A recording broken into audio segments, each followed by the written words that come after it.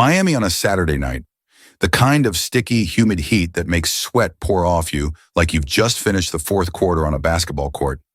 Under the flickering neon lights and the gleaming glass towers of South Beach, there's a street corner every player knows by name, but not everyone has the guts or the cash to step inside. It's Shaq's Feast, or a Big Shaq's flagship restaurant, where a single charcoal-grilled A5 Wagyu steak costs $1,000. A plate of golden caviar runs more than the rent for a one-bedroom in Overtown, and the glass of red wine on the table could shut up the loudmouths flexing at the bar. This isn't a spot for kids showing off with Popeye's fried chicken. This is a kingdom for those with money, power, and above all, taste. And that taste, Big Shaq defined it himself. Big Shaq, 53 years old, built like a two-door fridge, with a deep voice that rumbles like bass in a hip-hop club, and a presence that makes people step aside without even thinking. He's not just a name, he's a legend. From his days hustling in the rough streets of Newark, where he grilled sandwiches on the sidewalk to scrape by, Big Shaq built Shaq's Feast from nothing into a culinary empire stretching across America. Now his chain has locations in New York, LA, Vegas. But Miami, this flagship, is his greatest pride. It's not just a restaurant, it's a statement. From a broke black kid with nothing, I turned everything into gold. The restaurant sits on Ocean Drive, its glossy black glass facade reflecting the night, crystal chandeliers dangling like giant diamonds, and the scent of white truffle wafting from the entrance, enough to knock you out before you even see the menu. To get in, you need a reservation at least 6 months in advance, unless you're an A-list rapper, a tech billionaire, or at least have a black Amex in your wallet. Dinner here isn't just eating, it's an experience, an excuse to flex on Instagram with the hashtag #ShaqFeastLife. Big Shaq once said in a TV interview, "I don't sell food, I sell dreams. You want to sit at my table, you gotta be worthy." And people love him for it. He's the jolly giant, always in a bespoke suit tailored to his 7-foot frame, rocking sunglasses indoors, with a grin wide enough to charm kids. But don't let the friendly vibe fool you. Big Shaq doesn't tolerate disrespect, ever. So when complaint emails started piling up in his inbox, Big Shaq wasn't happy. Not one, not two, but dozens from VIPs and insiders alike, all targeting the Miami flagship. Service slower than a turtle, staff with an arrogant, "who are you for me to care" attitude, food that's a gamble between amazing and awful, and worse, allegations of discrimination against some customers. One email from a Coconut Grove real estate hotshot read, "Big Shaq, I dropped $5,000 on dinner and got treated like a beggar off the street. What's going on with your place?" An anonymous staffer claimed, "Management here covers everything up. Front of house acts like they're kings and the customers are nobodies." After reading them, Big Shaq slammed his iPad on the table, the thud making his personal assistant flinch. "Who do these fools think I am to mess around in my own house?" he roared, voice like thunder. He could call the management team, order an internal investigation, or send some suit and tie execs from HQ to handle it. But Big Shaq knows better. Problems like this don't get fixed over Zoom or with paper reports. It's like mold in the kitchen. If you don't scrub it yourself, it spreads. Plus, he remembers opening day at Shaq's Feast in Miami, when he greeted every guest at the door, checked every plate before it hit the table, and polished every spoon till it gleamed. Now this flagship is the heart of his empire, and that heart's beating off rhythm. No, he has to go down there himself, see with his own eyes what's ruining his dream. So on Saturday night, Big Shaq stood outside Shaq's Feast on Ocean Drive. No suit, no limo, not even the flashy gold Rolex he usually wears. He's in an oversized gray hoodie, slightly worn joggers, white sneakers with a bit of Miami street dust, and a cap pulled low over half his face.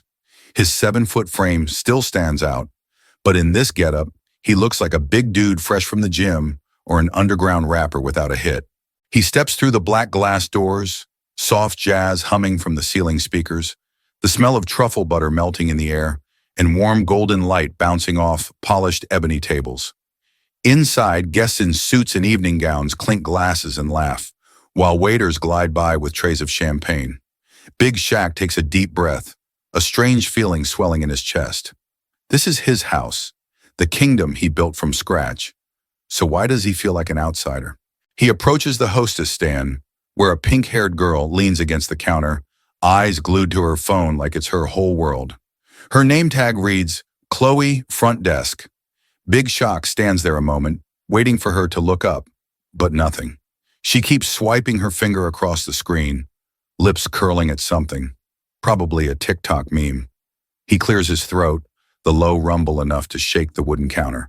Chloe finally glances up, but the look she gives him isn't, welcome to Shaq's feast. No, it's the look he's seen a million times growing up. The one people give a big black guy in cheap clothes, the you're lost buddy look. Yo, I got a reservation, Big Shaq says, voice steady. Name's Michael Johnson. Chloe sets her phone down, slow like he's interrupting her best dream.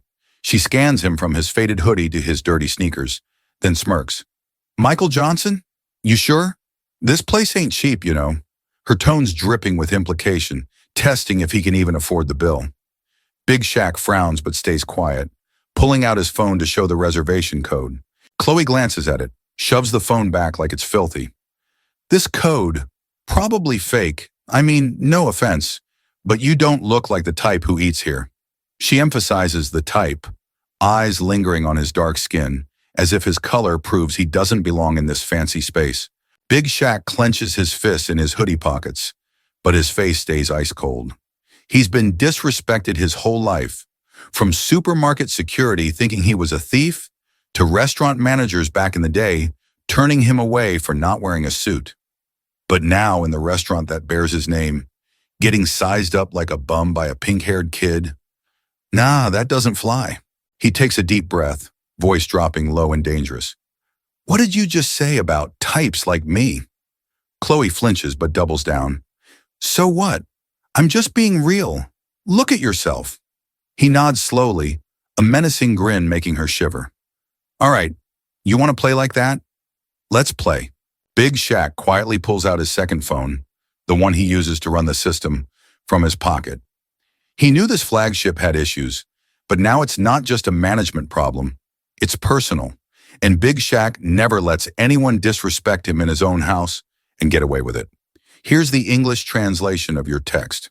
Big Shaq stood there, the glossy ebony counter of Shaq's feast, reflecting his dirty white sneakers, like a reminder that he didn't belong here.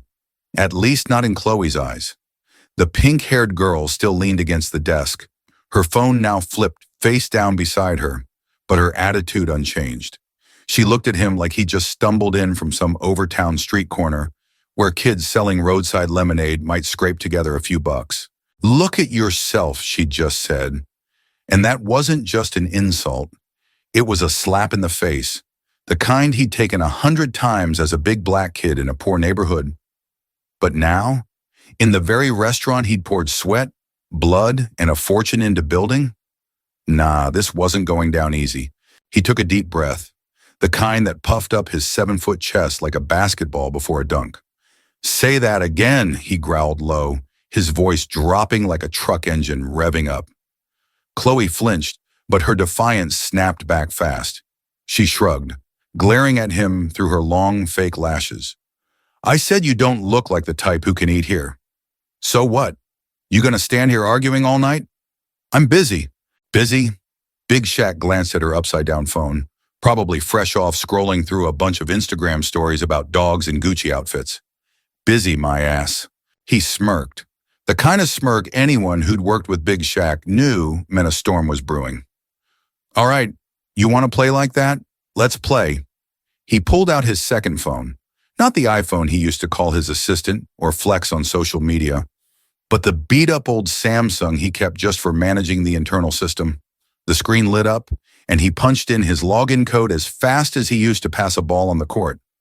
Bam, the Shaq's Feast reservation system popped up. He scrolled straight to Michael Johnson, the fake name he'd booked under this morning to test things out, and saw it listed under canceled. Canceled when?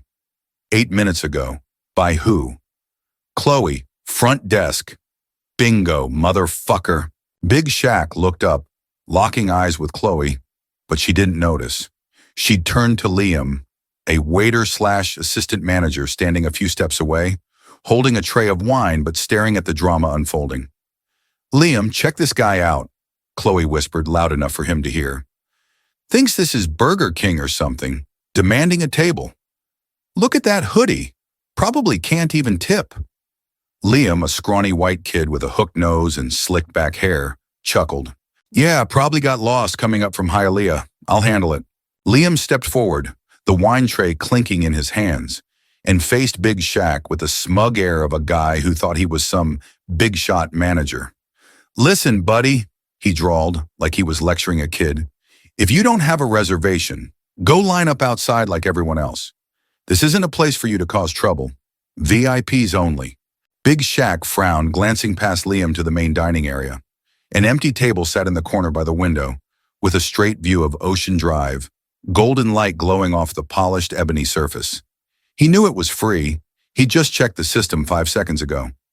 "VIPs only, my ass." "Then what's that table?" Big Shaq pointed, his voice steady but sharp enough to make Liam pause. The kid turned, looked, then swung back with a forced grin. "That table? Booked. VIP. You don't see the others." He waved vaguely at the crowd sipping champagne in the far corner, as if they had anything to do with the empty table. Big Shaq nodded slowly, his hands still gripping the Samsung in his hoodie pocket. "Cool, check again," he said, voice ice cold. Chloe sighed, the kind of sigh that made you want to punch a wall. She tapped at the computer keyboard, slow like each key was torture. "I told you, no Michael Johnson here. Wrong day or wrong place. Done yet?" She looked up, her eyes sliding over his dark skin again, that smirk creeping back. "I mean, you sure you booked here? This isn't one of those sidewalk joints you're used to. A bowl of soup here could buy you a new hoodie." "Someone." Liam burst out laughing, the kind of laugh that told you these two were a matching pair of troublemakers. Big Shaq tilted his head, his massive shadow stretching across the marble floor under the chandelier's glow. He'd heard this crap his whole life, from supermarket guards thinking he was a thief, to old-school restaurant managers refusing him for not wearing a suit, and now this kid, standing in the restaurant that bore his name, daring to treat him like a beggar. He wanted to slam the counter, yell in her face, "I'm Big Shaq, you little punk. I own this place." But no, not yet. He'd learned long ago that with people like this, you don't shout. You let them dig their own grave, then push them in. "Check again," he said, his voice rumbling like distant thunder. Chloe glared but saw his unwavering stare and reluctantly tapped a few more keys, slower than before. "Still nothing," she declared, turning back to fiddle with her phone like he'd vanished. Liam crossed his arms, chiming in. "Look, buddy, you want to stand here all night? Fine. But don't bother our real customers. Get out. This place isn't for you." "Sorha," he emphasized, "isn't for you," eyes flicking to the worn hoodie, like it was proof he didn't deserve to walk through the door. Big Shaq smiled, the dangerous grin that made Chloe and Liam freeze for a split second, though they tried to hide it. He pulled out the Samsung, opened the internal system, and snapped a screenshot of the canceled reservation. Chloe's name right next to the timestamp, clear as day. "All right," he said, voice soft but laced with menace. "If the system's got nothing, guess I got it wrong. Call the shift manager out here for me." "Shibwing," Chloe sighed again, the kind of sigh that made you want to chuck Liam's wine tray at her face. "Liam's the assistant manager right here. What more do you want?" she snapped. Liam stepped up, arms crossed like he was some street kingpin. "You want the head manager? Darren's not here. I can handle it. What do you want?" Big Shaq sized the kid up, from his hooked nose to his shiny leather shoes, then nodded. "I want a table. That empty one right there. Take me to it." Liam scoffed, the kind of scoff that told you something stupid was coming. "That table's not for you, buddy. VIP, got it? People like you don't get in there." There it was again. People like you. And this time it wasn't just a hint. It was a punch to the face, the kind that reminded Big Shaq of the days he was turned away for his skin color, his voice, for not looking like he had money. He leaned forward, his giant shadow falling over Liam like a dark cloud. "People like me, huh?" he asked, voice so low it made the wine tray in Liam's hand tremble faintly. The kid swallowed hard but clung to his arrogance. "I mean, look around. This is Shaq's Feast, not some cheap Wynwood bar. You don't fit." Chloe jumped in, giggling. Yeah, you want to eat here? You'd have to sell that hoodie to pay for it. Just go home. Stop wasting our time. Big Shaq straightened up, taking a breath that swelled his chest like it might explode. He wanted to smash the counter, drag these two out into the middle of the dining room, and scream loud enough for all of Miami to hear who they'd just insulted. But he didn't. He'd learned back in Newark that with punks like Chloe and Liam, you don't yell, you need evidence, you need power, and you need the moment they realize they've screwed up big time. He quietly opened the Samsung again, digging deeper into the system. The canceled reservation was one thing, but he wanted more. How bad was this place falling apart to let these two clowns run wild? He typed fast, pulling up the internal complaint log, and bam, like hitting the jackpot in Vegas. Dozens of reports over the last 3 months. Front desk staff refused customers with no explanation. Chloe. Customer complained of being treated like trash. Staff laughed in their face. Chloe and Liam. Food came out cold. Staff told customer to heat it up themselves. Liam. There was even a long email from a famous Atlanta rapper. Yo, Shaq, I dropped 10 grand at your Miami flagship, and your staff looked at me like a bum. What's up with that? And the worst, an anonymous kitchen staff report. Chloe and Liam disrespect black customers, say they can't afford to eat here. Manager Darren knows and does nothing. Big Shaq gripped the phone, knuckles turning white. This wasn't just bad service. It was discrimination. A stain on the empire he'd built from nothing. He looked up, catching Chloe and Liam whispering to each other, probably thinking he'd given up. Yo, he called, his voice booming enough to make them both jump and spin around. Get me a table right now. Chloe glared, snapping, I told you, no tables for you. We're full. Get out. Liam piled on. Yeah, don't make a scene. Security, get this guy out of here. A beefy guard near the door started moving, but Big Shaq raised a hand, the kind of gesture that stopped everything in the room cold. No need for security, he said, voice like ice. You, Chloe, find me a table. Now. Chloe sighed one last time, tapping the keyboard like she was working, then smirked. Oh, look, there's one table. Over there, by the kitchen. But can you even afford it? She pointed to a tiny table near the kitchen door, where the smell of grease and the clatter of pans spilled out. The table nobody wanted, even if you paid them. Liam laughed loud. Yeah, that's perfect for you. Sit there, stop bothering us. Big Shaq glanced at the table, then back at Chloe and Liam. He nodded, picked up his phone, and fired off a quick text to his assistant. Lock down the Miami flagship reservation system. Get the ops team down here now. He pocketed the phone, walked to the table by the kitchen, and sat, the wooden chair creaking under his weight. Chloe and Liam exchanged looks, snickering like they'd just won a hand of poker. They had no idea they'd just signed their own career death warrants.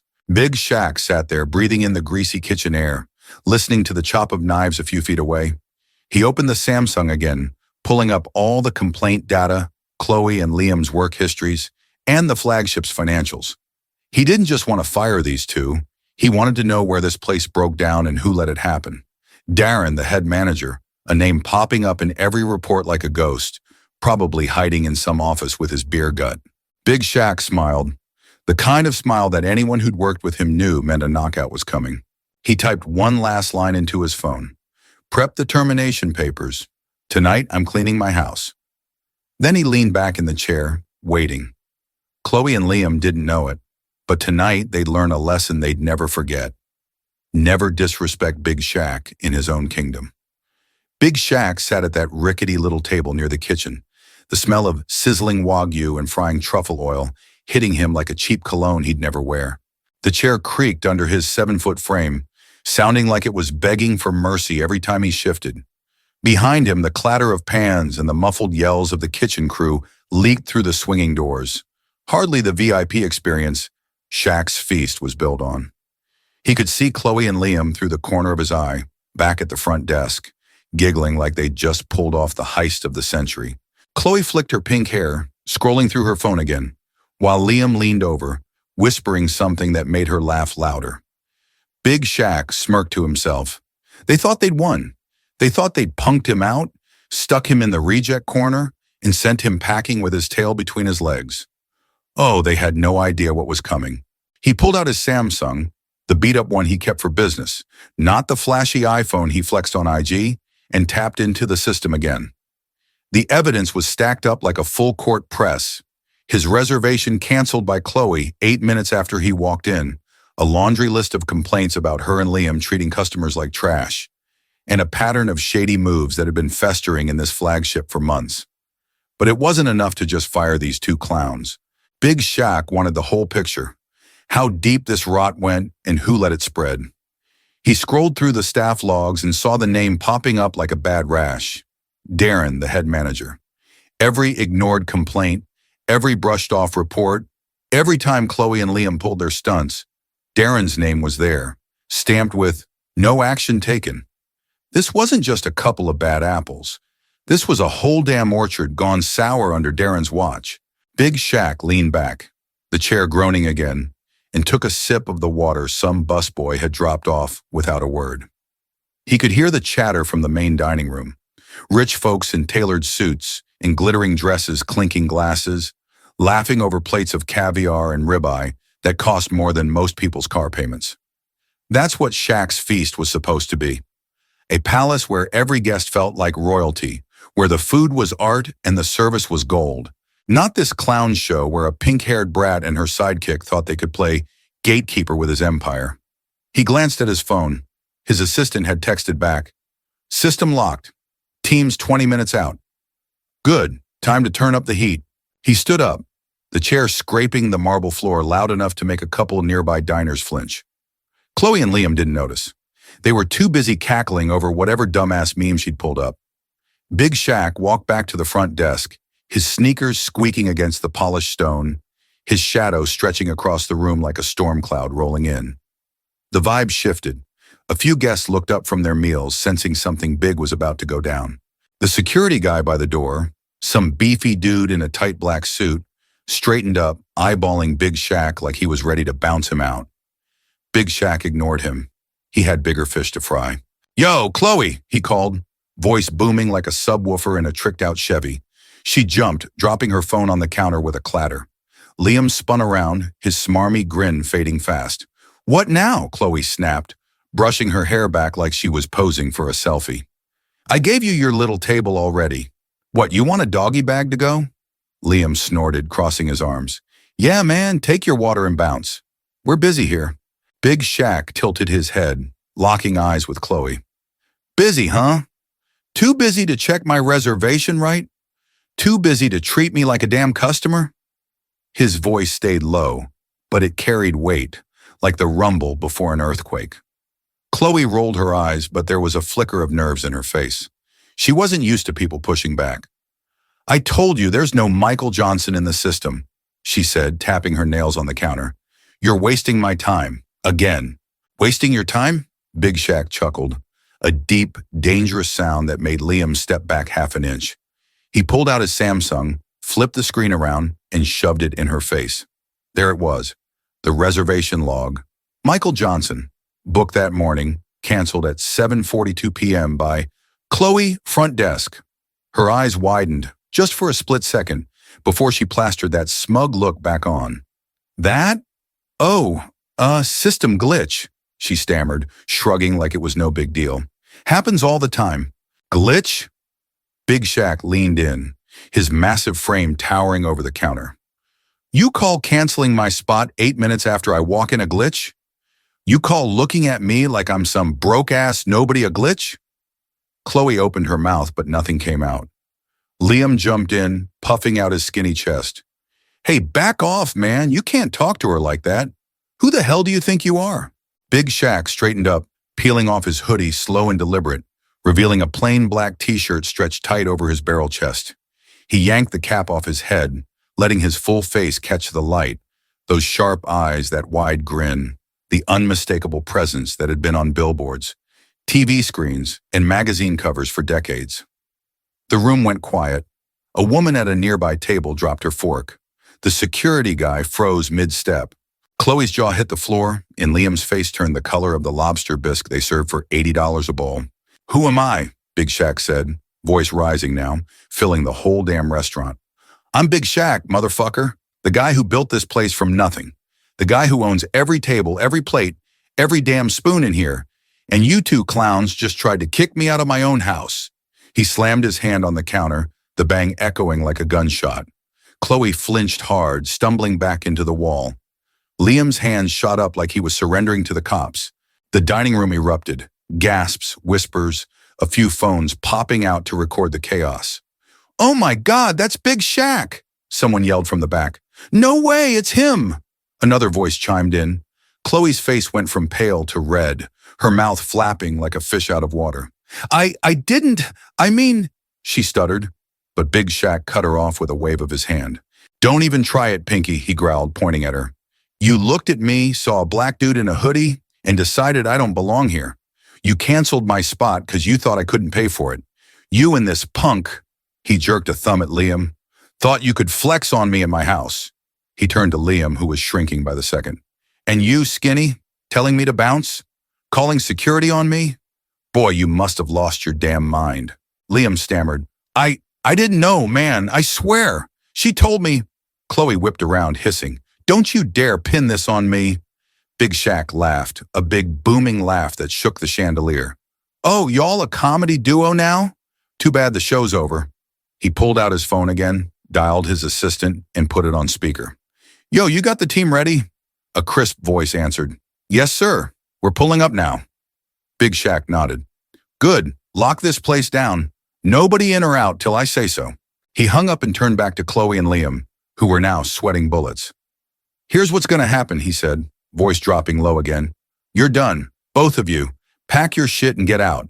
But first, we're going to have a little chat with your boss." He looked around the room, raising his voice. "Where's Darren at? Somebody get that man out here." The security guy, finally snapping out of his daze, bolted toward the back office like his life depended on it. The dining room was buzzing now, guests whispering, waiters peeking from the kitchen, the whole place on edge. Big Shaq crossed his arms, standing like a damn statue in the middle of the chaos he'd just unleashed. Chloe tried to slink away, grabbing her phone like she could escape into the digital void, but Big Shaq snapped, "Don't you move, girl. You stay right there." A minute later, Darren waddled out from the back, a short, pudgy dude with a receding hairline and a cheap suit that screamed, "I peaked in high school." He was wiping sweat off his forehead with a napkin, his eyes darting between Big Shaq, Chloe, and Liam like a cornered rat. Mr. Shaq, Big Shaq, sir," he squeaked, forcing a smile. "What a surprise. I didn't know you were coming tonight. What's going on?" Big Shaq stepped forward, looming over Darren like a skyscraper over a shack. "What's going on? I'll tell you what's going on, Darren. I walked into my own damn restaurant, and these two," he pointed at Chloe and Liam, "treated me like I'm some bum off the street, canceled my reservation, stuck me at the reject table, and told me to get lost. And you know what I found out?" He held up his phone, showing the screen full of complaint logs. "This ain't the first time. Your front desk's been running this place like a damn circus, and you've been sitting back letting it happen." Darren's face crumpled, his hands wringing the napkin into a soggy mess. I didn't know it was you, sir. I mean, I've been meaning to handle Chloe and Liam, I swear. They're tough to manage, you know? I was gonna..." Big Shaq cut him off with a glare that could melt steel. "Tough to manage? You're the manager, Darren. Your job's to run this ship, not let it sink. I got complaints going back months, customers disrespected, food screwed up, staff acting like they own the place. And you did what? Nothing." He scrolled through the logs, reading out loud for the whole room to hear. Guest says Chloe laughed in his face when he asked for a table, ignored. Another says Liam spilled wine on her dress and told her to deal with it, ignored. Rapper from Atlanta drops $10K and gets treated like trash, ignored. "You knew all this, Darren, and you sat on your ass." Darren stammered, I thought they'd get better. I was going to train them, I swear." Big Shaq laughed again, sharp and bitter. "Train them? These two don't need training. They need a reality check. And you need a pink slip." Darren's eyes bugged out. "Wait, what? Mr. Shaq, please, Big Shaq held up a hand. "Save it. You're done too. But first, you're going to fire these clowns right here, right now, in front of everybody." He turned to the dining room, raising his voice. Y'all want to see how we handle business at Shaq's feast? Watch this. Darren swallowed hard, his Adam's apple bobbing like a bobblehead. He shuffled over to Chloe and Liam, who were now clinging to each other like scared kids. Chloe, Liam, he mumbled, voice shaking. You're, terminated. Effective immediately. Chloe exploded. What? You can't fire me. This is bullshit. Liam chimed in. Yeah, this dude's crazy. We didn't do anything wrong. Big Shaq stepped forward, voice booming again. Nothing wrong? You canceled my reservation, punked me out, and talked shit about people like me not belonging here. You're lucky I don't sue your asses for defamation in my own damn restaurant. Chloe's face twisted, tears welling up as she grabbed her bag. You're an asshole, she spat, storming toward the door. Liam followed, muttering curses under his breath. Big Shaq watched them go, then turned to Darren. You too, man, get out. Darren's shoulders slumped, and he shuffled off like a beaten dog, leaving a trail of sweat on the floor. The room was silent for a beat, then erupted in applause. Guests were on their feet, cheering, some yelling, That's right, Big Shaq, and clean it up. Big Shaq raised a hand, soaking it in for a second, then grabbed the house phone from the front desk. He dialed his ops team, voice steady. Shut this place down tonight. Full audit starting tomorrow. Every guest here gets comped. Food, drinks, everything. Every complaint gets reviewed, and every employee gets reevaluated. If they can't cut it, they're gone. Effective now. He hung up, turning to the staff who'd gathered around. Waiters, busboys, cooks peeking from the kitchen. Listen up, he said, voice carrying over the chatter. This is my house. Y'all work for me, and that means you treat every single person who walks through that door like they're me. No exceptions. Things are changing around here, starting tonight. A young waiter, maybe 20, nodded fast. Yes, sir. Do you own this place? Big Shaq grinned. Yeah, kid. I'm that Big Shaq. The room buzzed again. Gasps, cheers, a few I knew it's from the back. Big Shaq straightened his shirt, feeling the weight lift off his chest. Chloe, Liam, and Darren were out. But this wasn't over. He'd exposed the rot. Now he had to rip it out by the roots. He headed for the elevator to his private suite upstairs, phone already buzzing with calls from his board. His assistant, probably Darren, begging for mercy. He ignored them all. Let him sweat. Tonight, justice was served, and tomorrow, the real work began. Big Shaq stepped into the elevator, the glass doors sliding shut behind him with a soft whoosh. The chaos of the dining room faded as he ascended to his private suite on the top floor of Shaq's Feast, Miami. His phone was buzzing like a damn hornet's nest. Missed calls from his ops team, texts from his assistant, even a pathetic voicemail from Darren whimpering, Please, Mr. Shaq, I got a family. Big Shaq snorted, pocketing the Samsung without a second thought. Let him stew. He just dropped a bomb on his own flagship, and the fallout was theirs to deal with till morning. Right now, he needed a minute to breathe, to think, to figure out how the hell his palace had turned into a circus under his nose. The elevator dinged, opening to a sleek penthouse suite. Black leather couches, a bar stocked with top-shelf liquor, and a floor-to-ceiling window with a view of Ocean Drive's neon jungle stretching out below. Big Shaq tossed his hoodie on the couch, kicked off his sneakers, and grabbed a bottle of Hennessy from the bar. He poured a double, the amber liquid glugging into the glass, then sank into a chair that actually fit his 7-foot frame. The first sip burned smooth, warming his chest as he stared out at the city lights.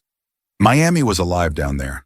Cars cruising, clubs thumping, people flexing like they owned the world. Same way he'd felt when he opened this place 10 years ago.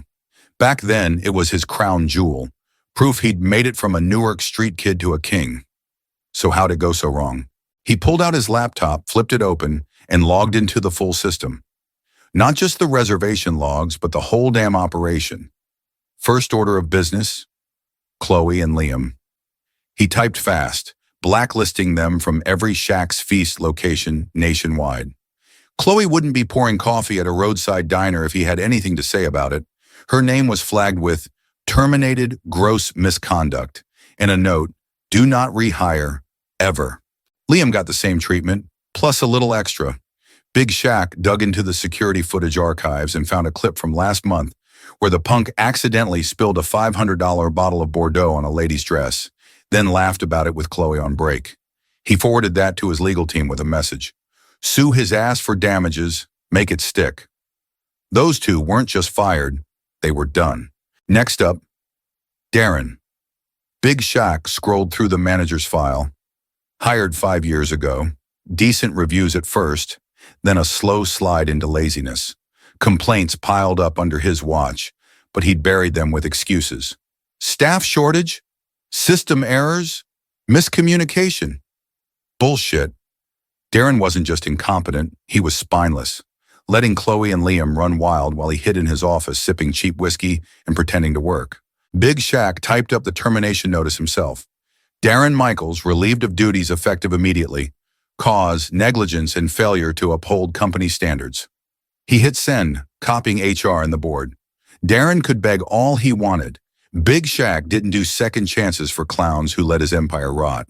He leaned back, sipping the Hennessy again, and pulled up the guest complaint logs.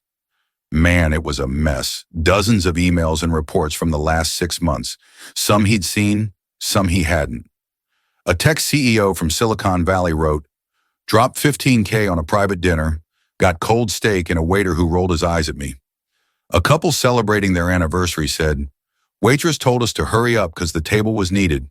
Ruined our night.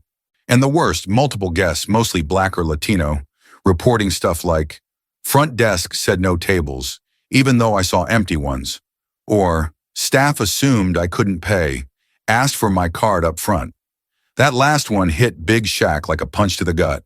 He'd built this place to lift people up, to make every customer feel like a boss, no matter who they were. Instead, his own crew was pulling the same racist, classist crap he'd fought his whole life.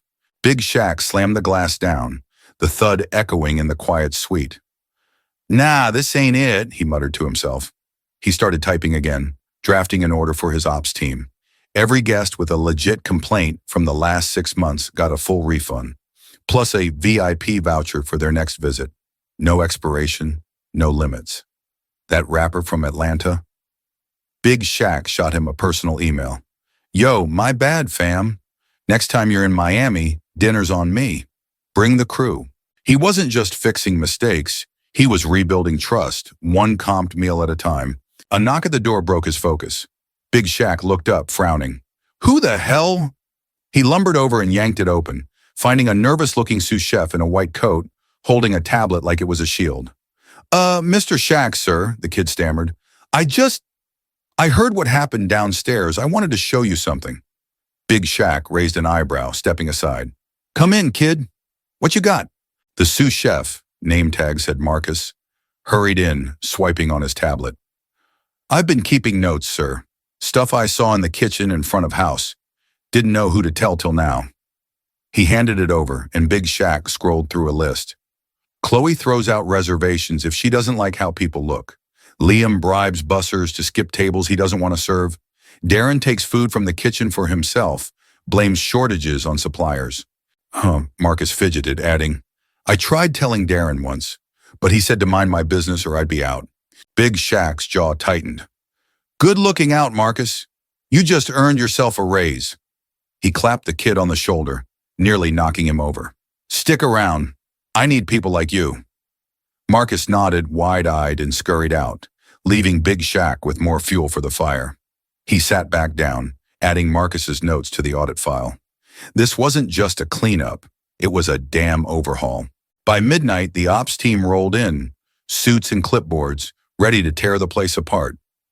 Big Shaq met them in the dining room, now empty except for a few staff lingering like they didn't know whether to run or grovel. He laid it out plain. This flagship's closed till we get it right. Every employee gets interviewed. Cooks, waiters, bussers, all of them. If they've been pulling stunts like Chloe and Liam, they're out. If they've been covering for Darren, they're out. We're starting over. One of the suits, a sharp-eyed woman named Tanya, nodded. What about tonight's guests, sir? Big Shaq grinned. Comped, every last one. Send 'em home happy. Over the next week, Big Shaq was everywhere.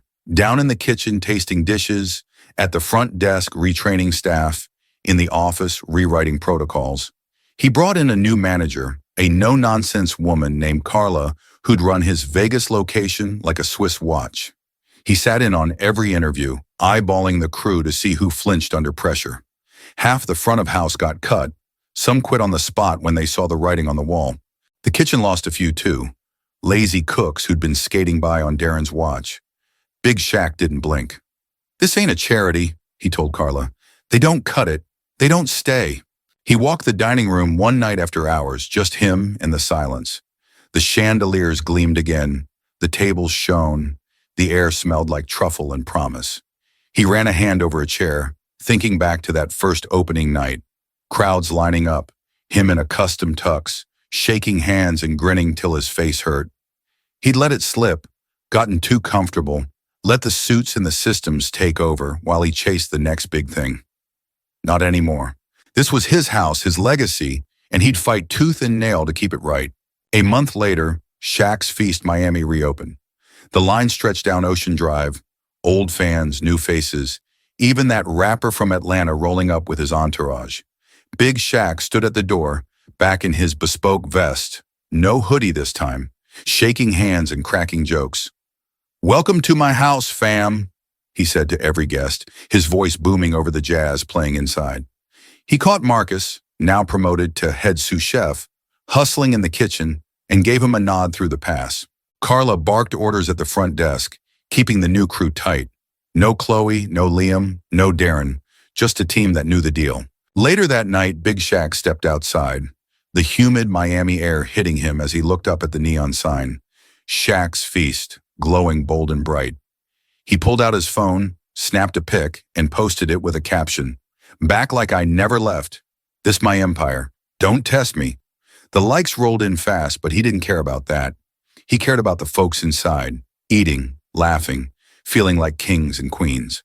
He cared about the kid from Newark who'd made it here, and the man who damn near lost it. Big Shaq tucked his phone away, grinning wide.